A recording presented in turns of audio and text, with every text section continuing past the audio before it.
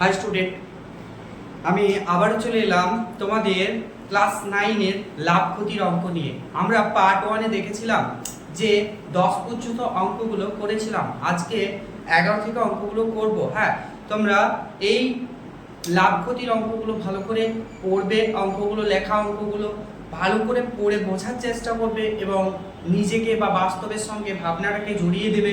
তাহলে দেখবে তোমরা খুব ইজিভাবে এই লাভ ক্ষতির অঙ্কগুলোকে পারছো। তো চলো আমি দেখি কি কি অঙ্কগুলো রয়েছে পরবর্তী, আমি তোমাদের বোঝানোর চেষ্টা করছি। হ্যাঁ, তো দেখো বুঝতে পারো কিনা। বুঝতে যদি পারো ঘরে প্র্যাকটিস করো নিয়মিত, সেই প্র্যাকটিস করলেই দেখবে তোমরা অলরেডি পরবর্তীকালে এই অঙ্কগুলো দেখবে, সেগুলো পারবে। বইগুলো তো পারবে, এছাড়াও যে বাইরের অঙ্ক রয়েছে সেগুলো তুমি বাইরের অঙ্কগুলো দেখবে, তখন ধীরে ধীরে সেগুলো করতে পারবে। হ্যাঁ, এভাবে তোমরা অভ্যাসটা করো। তো চলো বেশি না কথা বলে আমি অঙ্কের ক্লাস এই স্টাডি উইথ পসিবল ক্লাসরুমের ক্লাস 9 এর পার্ট 2 ক্লাসের যে 12 দাগের অঙ্ক, সেই অঙ্কটা দেখবো কি আছে। হ্যাঁ, তো বলছে টাকায় 12টি জিনিস বিক্রি করে 4% ক্ষতি হয়। রাইট, তো ভালো করে দেখো দেখি। টাকায় 12টি জিনিস বিক্রি করে, হ্যাঁ খেয়াল রাখবে এখানে বলেছে বিক্রি করে, তুমি বিক্রি করছো। হ্যাঁ, বিক্রি করে তোমার 4% ক্ষতি হয়েছে। তাহলে তুমি দেখো, আমরা এই 12টি জিনিস হিসাব করব না, আমরা কি হিসাব করব? যে কোনো একটি জিনিস হিসাব করব, একটি জিনিস নিয়ে হিসাব করব। এই 12টা জিনিসকে আমি ইউনিটে নিয়ে আসবো, একটা জিনিসের উপর হিসাব করব। তাহলে আমরা কি লিখবো? 12টি জিনিসের কি বিক্রয় মূল্য কত? 1 টাকা। তো চলো, একটি জিনিসের বিক্রয় মূল্য কত? একটি জিনিসের বিক্রয় মূল্য তুমি নিজেই বলতে পারবে 1/12 টাকা। তাহলে এবার বলো তো 4% ক্ষতি হচ্ছে নাকি? এটার মধ্যে নাকি 4% ক্ষতি লুকিয়ে আছে? এটার মধ্যে 4% ক্ষতি লুকিয়ে আছে মানে কেউ একটা বিক্রি করেছে, একটা জিনিস বিক্রি করেছে 1/12 টাকায়, তার মধ্যে নাকি 4% লুকিয়ে আছে। কি ক্ষতি লুকিয়ে আছে? তুমি চেষ্টা করো সেই ক্রয় মূল্যটা আনার, সেই ক্রয় মূল্য। তাহলে একটি জিনিসের ক্রয় মূল্য কত হবে? একটি জিনিসের ক্রয় মূল্য হবে, খেয়াল করে দেখো এখানে 4% ক্ষতি না কি হয়েছিল? 4% ক্ষতি। তুমি নিজেই বলো তো 1/12, এটা আমরা 4% ক্ষতি। 4% ক্ষতি বলতে আমরা কি বুঝি? 96 টাকা যখন বিক্রয় মূল্য হবে, তখন ক্রয় মূল্য কত ছিল? 100 টাকা। যখন দেখো আমরা একটা আপেক্ষিক ধরে নিয়েছি, যখন 96 টাকা বড় কিছুর বিক্রয় মূল্য, তখন তার ক্রয় মূল্য 100 টাকা, তবে এটা 4% লস হবে। 4%, তো সেটাই আমি লিখছি। দেখো আমি কিন্তু একটা জিনিসের ক্রয় মূল্য পেয়ে গেছি, একটা জিনিসের ক্রয় মূল্যই পুরো টাকা, আমার থাক না এখানে। হ্যাঁ, তাই ক্রয় মূল্য যখন তুমি পেয়ে গেছো, বলছে টাকায় এটা টাকা হয়ে গেছে। টাকায় বলছে কয়টি জিনিস বিক্রি করে 44% লাভ হবে। তুমি নিজে বলো তো, আগে একটা জিনিস হোক, কয়টি জিনিস পরে আসছে আমরা, এখন এর উপরে 44% লাভ চাপিয়ে দাও তো। 1/12 গুণিত, আচ্ছা এটা কিন্তু একটি জিনিসের প্রতি হচ্ছে, একটি জিনিসের প্রতি। আমি বারবার বলছি আমরা কিন্তু ইউনিটে নিয়ে এসেছি, একটি জিনিসের প্রতি হবে 100/96 টাকা উপর 44% লাভ। 44% লাভ হলে একটি জিনিস বিক্রি করতে হবে। তুমি নিজেই বলো, এই টাকার উপর তুমি 44% লাভ চাপিয়ে দাও। 1/12 100/96 গুণিত তুমি 44% এর উপরে লাভ চাপিয়ে দাও। তো তুমি নিজেই বলবে স্যার 100 টাকা যদি তার ক্রয় মূল্য হয়, তো বিক্রয় মূল্য কত হবে? 144 টাকা। এই জায়গাগুলো একটু খেয়াল করবে, এই জায়গাগুলো আমি আগের ক্লাসে আগে আমি বুঝিয়ে দিয়েছি, তো এইগুলো একটু খেয়াল করবে, দেখে নিবে আগের ক্লাসগুলো, পার্ট 1 এর ক্লাসটা। তো দেখো এবারে 100 কেটে দাও, 12 144 করো, আর 12 96 করো। তার মানে একটা জিনিসের বিক্রয় করতে হবে তোমাকে 1/8 টাকায়, একটা জিনিস বিক্রি করতে হবে 1/8 টাকায়। তাহলে আমরা বলতে পারি না যে 1/8 টাকায় বিক্রি করতে হবে একটি জিনিস। তো বলো তুমি নিজেই বলো, 1 টাকাতে কয়টি জিনিস বিক্রি করতে হবে? 1 টাকাতে জিনিস বিক্রি করতে হবে 1/, আচ্ছা এটা ডাইরেক্ট আমরা উল্টিয়ে দিয়ে লিখে দিই। হ্যাঁ, 8/1 যদি জায়গাটা নাই, আচ্ছা আমি তোমাদের দেখিয়ে দিই। হ্যাঁ, না হলে বুঝতে পারবে না। 1/8, তো দেখো এটা একটা সেট ছিল 1 গুণিত 8/1, 8/1 সমান 8টি জিনিস। তাহলে তুমি যদি 1 টাকাতে 8টি জিনিস বিক্রি করো তাহলে তোমার কত পার্সেন্ট লাভ হবে? 44% লাভ হবে। দেখো তোমরা অঙ্কটা দেখে নাও, আমরা কিন্তু এতক্ষণ পর্যন্ত একটা জিনিসের উপরই ছিলাম, এতদূর পর্যন্ত একটা জিনিসের উপরে ছিলাম। তারপরে আমি দেখতে পেলাম 1/8 টাকাতে কয়টি জিনিস বিক্রি করতে হবে? একটি জিনিস বিক্রি করতে হবে, একটি জিনিস বিক্রি করতে হবে, একটি জিনিস।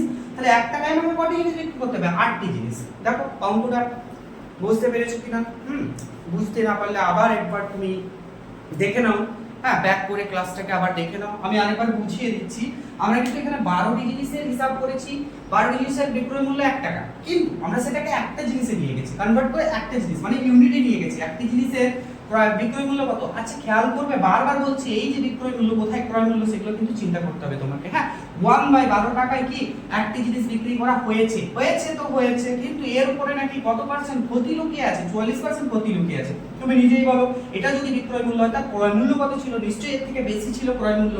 একটি জিনিসের ক্রয় মূল্য হবে 1/12 গুণিত, নিজেই বলো এটা একের থেকে বেশি ভগ্নাংশ বড়, অর্থাৎ বেশি ছিল। ক্রয় মূল্য বের করছি না আমরা, ক্রয় মূল্য বেশি ছিল। তারপরে বেশি ছিল বলতে এই টাকাকে আমরা কাটাকুটি করি না, মানে সলভ করি না, এটা আমরা সুবিধা পেয়ে যাব পরে। তাহলে 1/12 গুণিত 1 এই টাকাটার উপর 44% তুমি লাভ চাপিয়ে দাও। দেখো ক্রয় মূল্য তো আমরা পেয়ে গেছি একটি জিনিসের, তাহলে এবার আমাকে কি বিক্রয় করতে হবে? কত পার্সেন্ট লাভে? 44%। তুমি 44% লাভ চাপিয়ে দাও, তো এই টাকার উপর 44% লাভ চাপিয়ে দাও। দেখো তুমি কিন্তু যখন 44% লাভ চাপিয়ে দেবে তখন তুমি বিক্রয় মূল্য তোমাকে হিসাব করতে হবে। তাহলে কি বিক্রয় মূল্য তাহলে একের থেকে বেশি হতে হবে, তবেই না লাভ হবে। তাহলে কি করছি আমি? হ্যাঁ, সেটাকে একটি জিনিসে বিক্রয় করতে হবে, তাহলে সেটাকে আমরা 140/100 দিয়ে গুণ করে দিচ্ছি। দিয়ে দেখা গেল যে 1/8 টাকা 1/8 টাকা এসেছে। তাহলে 1/8 টাকাতে কি একটি জিনিস বিক্রি করব, মানে 1/8 টাকাতে আমি একটি জিনিস ছাড়বো, মানে বিক্রি করব।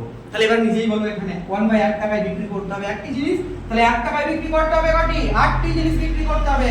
নরমাল, একটু ভালো করে দেখে নাও, এর পরের অঙ্কটা নিয়ে আসছি। হ্যাঁ,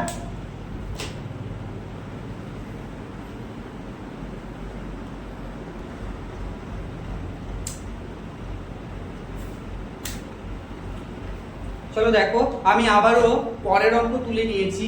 হ্যাঁ, অর্থাৎ 12 অঙ্কটা আমি তুলে নিয়েছি। যে অঙ্কটা আমি করছি মনোযোগ সহকারে তোমরা দেখো এবং অঙ্কটা বোঝার চেষ্টা করো। অ্যাকচুয়ালি তোমরা যে কোনো অঙ্কই করবে কনসেপচুয়ালি করবে তাহলে ভালো। সেই অঙ্ক মুখস্থ অনেক স্টুডেন্ট দেখেছি মুখস্থ করে, মানে কি যারা মুখস্থ করে অঙ্ক তারা হয়তো অন্য অঙ্ক করতে পারে না, এই অঙ্ক তার মাথায় বসে যায়, সে হয়তো এই অঙ্ক 2-4 দিন বাদ দিয়েও করে দেবে, 7 দিন বাদ দিয়েও করে দেবে, কিন্তু তুমি ওকে 1 মাস কি 1.5 মাস বাদ দিয়ে তুমি ওই অঙ্কটাই করতে বলবে, সে পারবে না, কারণ সে কনসেপচুয়ালি করে না। তার যে মাথায় রেসটা ঘুরছিল অঙ্কের সংখ্যাগুলো বা অঙ্কের নামের প্রতি, সেইগুলো তার 1 মাসের মতো হয়তো তার মাথায় বসবে, বাকি সে 1 মাস বা 1.5 মাস পরে ভুলে যাবে। আর তুমি যখনই কোনো কনসেপচুয়ালি অঙ্কগুলো করবে তখন সেটা তো বুঝবেই, সেটা মাথায় রাখার দরকার নেই। আর কনসেপচুয়ালি যদি তুমি কোনো অঙ্ক বুঝে যাও, তারপরে তুমি অ্যাডভান্স লেভেলের অঙ্ক, অর্থাৎ এর থেকে যে কঠিন অঙ্কগুলো আছে বা অন্য অঙ্ক, ধরো বইয়ের বাইরের অঙ্ক তুমি পড়ে তোমার সেই ভিতরে অঙ্কের যে কনসেপ্টটা রয়েছে সেই কনসেপ্টটা তুমি তবেই বুঝতে পারবে। এই অঙ্কগুলো যদি তুমি কনসেপচুয়ালি করে যাও, করে প্র্যাকটিস করো অনবরত, হ্যাঁ, তবেই তুমি পরের যে অ্যাডভান্স লেভেলের অঙ্কগুলো সলভ করতে পারবে, নচেত তুমি পারবে না। অতএব দেখো আমরা এটা কনসেপচুয়ালি বোঝার চেষ্টা করবো এবং করব। তাহলে বলছে রমা পিসি দুটি শাড়ি তৈরি করে একটি 15% এবং অপরটি 20% লাভে বিক্রি করলেন। তার মোট লাভ হলো নাকি 262.50 টাকা। শাড়ি দুটির উৎপাদন ব্যয় 1:3 হলে শাড়ি দুটির প্রত্যেকটির উৎপাদন ব্যয় কত? আচ্ছা আগে তোমরা বলো যে উৎপাদন ব্যয় মানে কি? উৎপাদন ব্যয় মানে হচ্ছে যারা শাড়ি বুনে, হ্যাঁ, অর্থাৎ যারা এই তাঁতি হয়, যারা শাড়ি গামছা বোনে, তাদের কাছে এই উৎপাদন মানে খরচ হয়েছে, শাড়ি দুটি তৈরি করতে খরচ মূল্য। ঠিক আছে, রমা পিসি দুটি শাড়ি, এই যে রমা পিসি, হ্যাঁ, ভাবো, ইমাজিন করো, রমা পিসি দুটো শাড়ি কি করছে? একটি 15% এবং অপরটি 20% লাভে বিক্রি করছে। অবশ্যই তিনি শাড়ি দুটি উৎপাদন করে লাভ রাখবেন। এবার দেখো ভালো করে বোঝো, শাড়ি দুটি, হ্যাঁ, তার মোট লাভ পরে আসছি, মোট লাভ কত টাকা হয়, আগে তো আমরা দেখি কত টাকা দিয়ে বিক্রি করছে শাড়ি দুটি। তাহলে শাড়ি দুটির উৎপাদন ব্যয়ের অনুপাতটা দিয়ে দিয়েছে। ভালো করে দেখো, আমরা অনুপাত দেখলে কিন্তু বুঝতে পারবো না এখানে 1 আছে 3 আছে, তার মানে হতে পারে এটা 100, এটা 300, বা হতে পারে এটা আরো অনেক কিছু। জানো তোমরা 1:3 মানে কি, একে যত দিয়ে গুণ করবে তুমি একেও তত দিয়ে গুণ করো। চলো একে যদি আমরা 25 দিয়ে গুণ করি তাহলে 25 কত হবে, 75 হবে। তার মানে হতে পারে 25 75, মানে আমরা অনুপাত দেখে একসাথে বুঝতে পারবো। তার জন্য আমরা কি করব, সেই উৎপাদনটা আমরা ধরে নেব। ধরি x টাকা প্রথম সারিটির উৎপাদন, তাহলে এখানে ধরে নিচ্ছি, ধরি কিছু একটা ভ্যারিয়েবল যোগ করে দেবো আমরা, এদের সাথে ভ্যারিয়েবল যোগ করে নেবো, দিয়ে পরে টাকাটাকে আমরা নিয়ে নেবো। ধরি প্রথম সারির উৎপাদন ব্যয়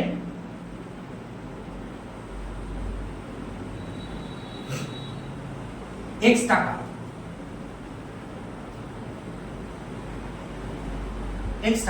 তাহলে কি আমরা দ্বিতীয় সারির উৎপাদন ব্যয় নিয়ে নেব।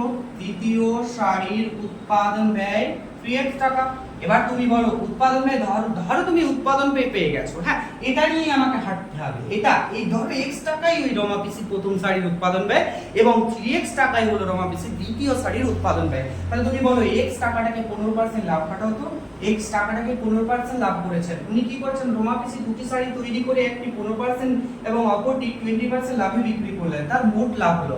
আচ্ছা ভালো করে খেয়াল করো, মোট লাভ আমরা এখান থেকে মোট লাভটা বের করার চেষ্টা করছি, এটার সাথে কিছু আমার পরে ভাববো এটা নিয়ে। আগে তো বলো 15% লাভ হয়েছে, তাহলে x টাকার উপর 15% লাভ, তাহলে সেই প্রফিট, সেই এক্সট্রাটুকু তুমি বের করো। এক্সট্রাটুকু মানে উৎপাদন ব্যয় সঙ্গে নিয়ে নয়, উৎপাদন ব্যয় সঙ্গে নিয়ে আমরা করব না।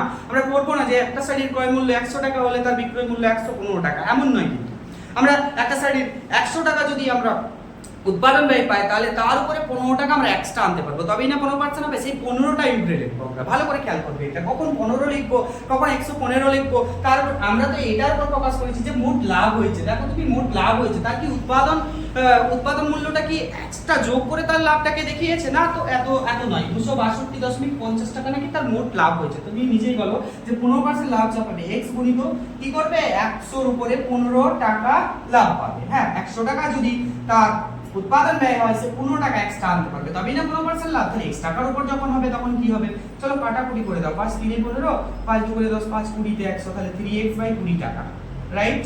তাহলে প্রথম সারির মধ্যে কত টাকা তিনি লাভ করতে পারছে, কত টাকা, এক্সট্রাটুকু কত আনতে পারছে, সেটা কিন্তু আমরা বের করে নিয়েছি। আমরা এবার 3x টাকার উপর কি চাপাবো, 3x টাকার উপর 20% লাভ চাপাবো, 20%। সেম, আর বলার কোনো দরকার নেই তোমাদেরকে। তাহলে 3x গুণিত 20/100, চলো 20 5 100, তার মানে 3x/5 টাকা, 3x/5 টাকা। চলো আমরা বলতে পারি না এই দুটো যোগ করে এই টাকাটা, আমরা তো ভেবেই নিয়েছিলাম সারি দুটো x টাকা 3x টাকা।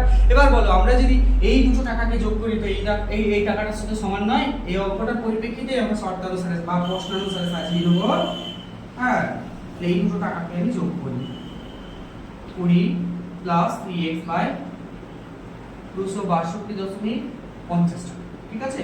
তো দেখো আমরা একটু এটাকে ভগ্নাংশে যোগ করব, যেখানে লসাগু থাকবে 20 পাচ্ছে 20, তাহলে 3x প্লাস 5 4 4 3 12x 262 আচ্ছা এই দশমিকটা চলো তোমরা তুলে দাও তো, দশমিকটা 100 লাগিয়ে দাও, কোনো অসুবিধা নেই। তাহলে 12 আর 3 15x, তো এটাকে ওই পাশে 20/100। আচ্ছা কাটাকুটি করো, এটা কেটে দাও আর এটাতে কেটে দাও। আপাতত যা বেঁচে রয়েছে একটু আমি এদিকে করে নিচ্ছি। হ্যাঁ, তাহলে এখানে x তাহলে এদিকে কি বেঁচে আছে সেটাই লেখো না, 255 বাই নিচে কিন্তু কিছু নেই, এখান থেকে একটা 2 রয়েছে আর এখান থেকে 15 গুণে ছিল ভাগে এসেছে। চলো ডাইরেক্ট এটা 15 দ্বারা ডিভাইডেড করো তো, 15 1 15, হাতে কত বলো 15, এদিকে 5 আর ওদিকে 6, 6 5 11, 112, জটিল হয়ে যাচ্ছে।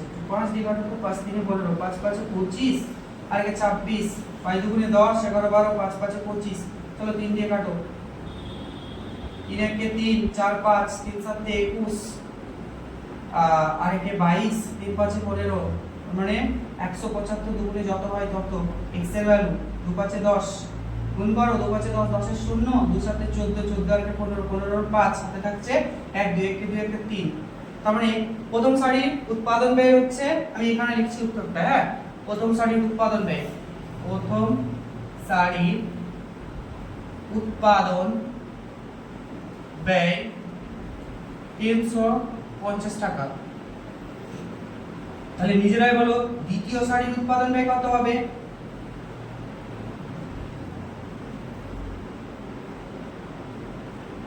দ্বিতীয় সারির উৎপাদন ব্যয় কত হবে? তাহলে 3 দিয়ে গুণ করো, আমরা তো 3x ভেবেছিলাম না, 3x 3 গুণিত 350 করো, 0 5 5 15 15 5 থেকে 9 10 1050 টাকা, 1050 টাকা। দেখো অঙ্ক তো সোজা হলো না, অঙ্কটা সোজা হলো না। তাহলে এখানে আরেকবার আমি বুঝিয়ে দিচ্ছি।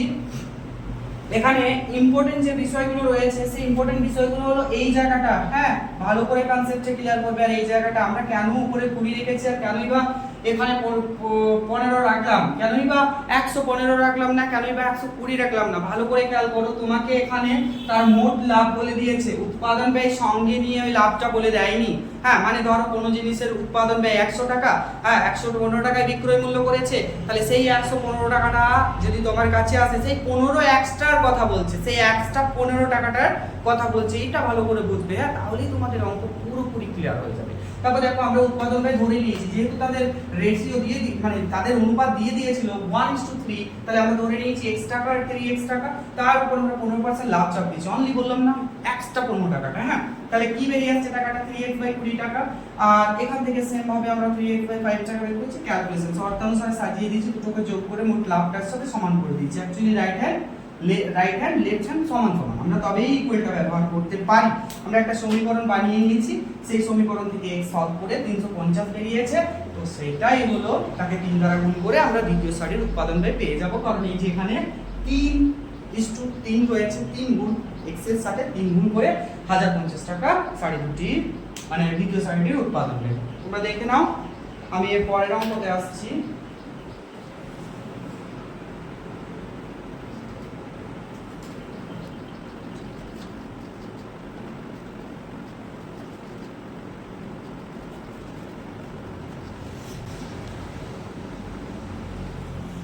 দেখো আমি ওই 13 অঙ্কটা একটু টুকে নিই, হ্যাঁ 13 অঙ্ক।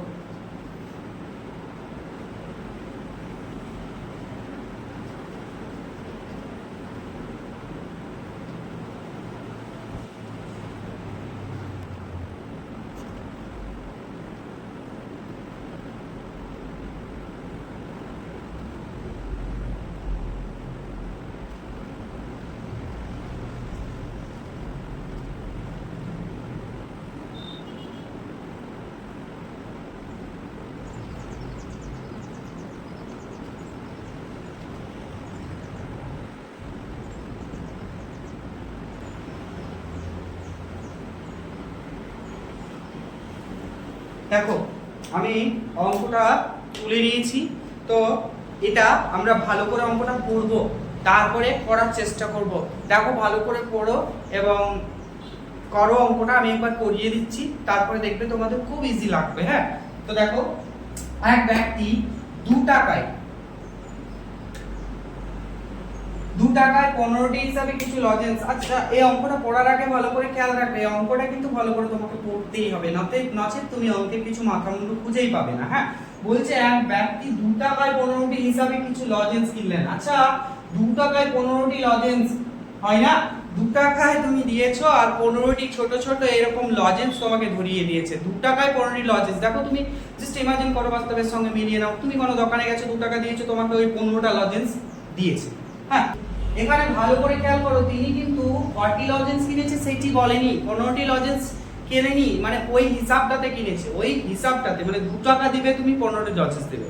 এবার সে ব্যবসা করার জন্য 15টি লজেন্স কিনে আনবে কি, সে অনেক লজেন্স কিনে আনবে। হ্যাঁ তিনি যতগুলি লজেন্স কিনে এনেছে বাড়িতে, আচ্ছা ধরে নিচ্ছি আমি আগে এই কথাটা লিখে নিই, তো ধরি তিনি xটি লজেন্স কিনেছিলেন, ধরি তিনি xটি লজেন্স কিনেছিলেন। আচ্ছা তুমি নিজেই বলো তো, এই xটি লজেন্স কিনেছিলেন তিনি, xটি লজেন্সের দাম কত, তাকে কত দিতে হয়েছে দোকানদারকে, তাহলে সেই হিসাবটা দেখো, 15টির দাম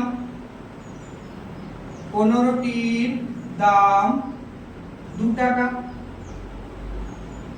একটির দাম কত হবে 2/15 টাকা,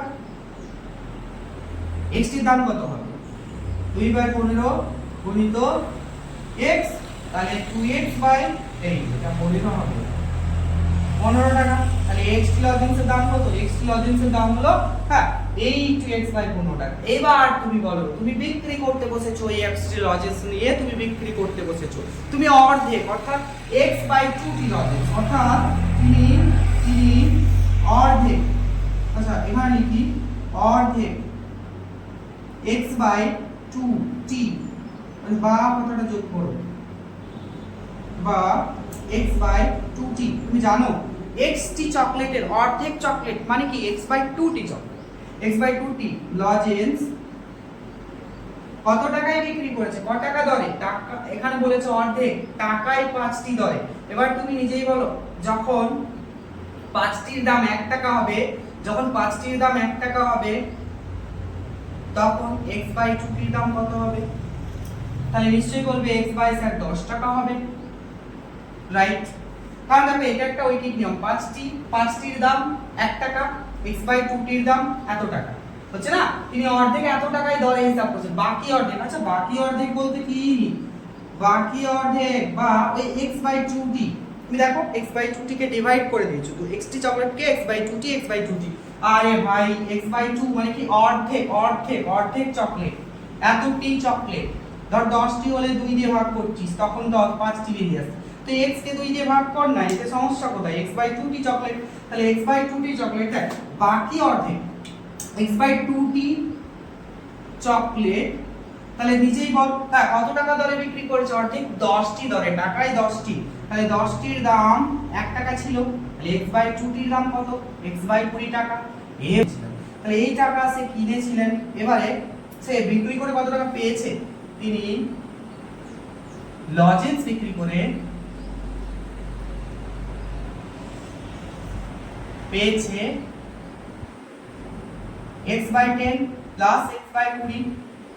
চল এখানে ভগ্নাংশের যোগ বিয়োগ, 20 লসাগু, 10 দুগুণা 20, 2x x 3x/20 টাকা। তাহলে তুই আমাকে বল, লজেন্স তিনি লজেন্স বিক্রি করে পেয়েছেন এত টাকা, এটা লাভ হয়েছে কত রে? লাভ হয়েছে, তুই নিজেই বল কত টাকা লাভ হয়েছে। হ্যাঁ, এখান থেকে 2x নিশ্চয়ই তুই বলবি যে কেউ বিক্রি করবে, কেউ ক্ষতিতে বিক্রি করবে না, অঙ্কেতে কিছু ক্ষতির কথা কিন্তু বলা নেই, হ্যাঁ, বা ক্ষতি সে করবে না, লজেন্স কিনে এনে বিক্রি করছে, সে তো লাভ করবে। এই যে 3x/20, তাছাড়াও ছেড়ে দে না, ওর লস হয়েছে না লাভ হয়েছে, সেটা তো এখান থেকে দেখেই তো বোঝা যাচ্ছে যে এই 2x/15 এইটা থেকে অবশ্যই ছোট, হ্যাঁ, এটা তাহলে আমরা 3x/20 থেকে বিয়োগ করব 2x/15, লসক মানে তো 15 4 60, 20 ফ্যামিলির মধ্যে 60, 20 3 60, 3 3 কে 9x মাইনাস 15 4 60, 4 2 8x, অর্থাৎ এই দেখ 9x থেকে 8x বাদ দে, x/60 টাকা, তাহলে কি হয়েছে? তার লাভ হয়েছে এত টাকা। আচ্ছা তুই আমাকে বল তো শতকরা কত টাকা লাভ হয়েছে? তুই বলবি যে শতকরা কত টাকা লাভ হয়েছে, দেখ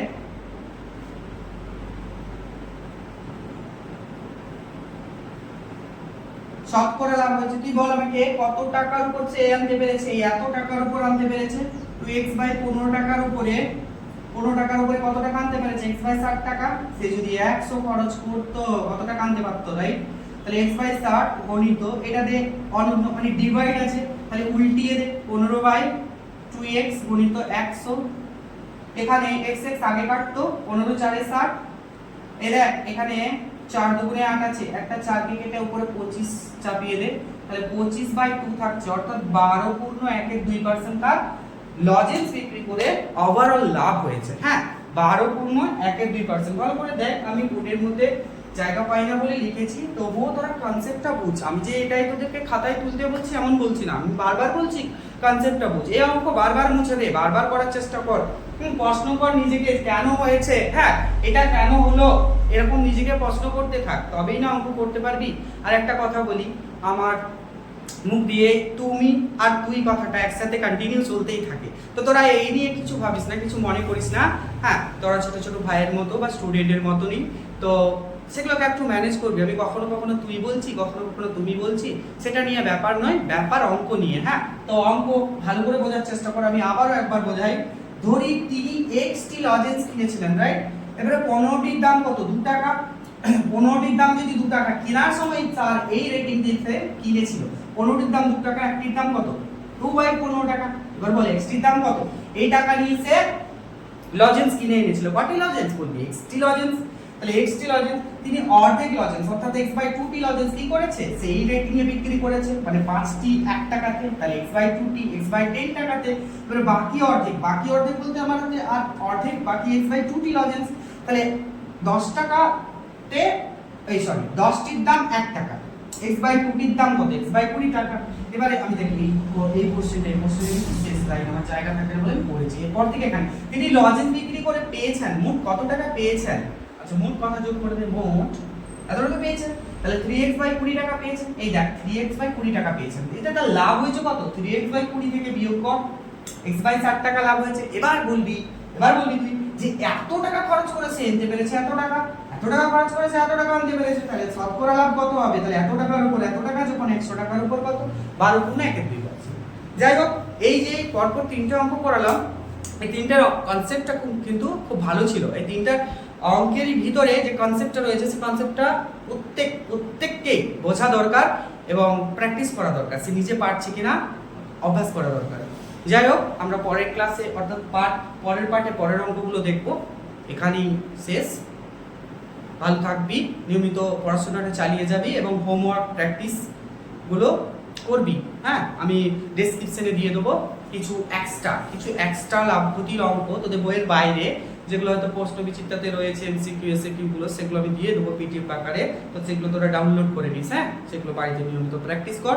তো কোনো চিন্তা নেই, আমি রয়েছি পরের ক্লাসের জন্য। তোদের কোনো অসুবিধা যদি হয় আমাকে জানাবি হোয়াটসঅ্যাপ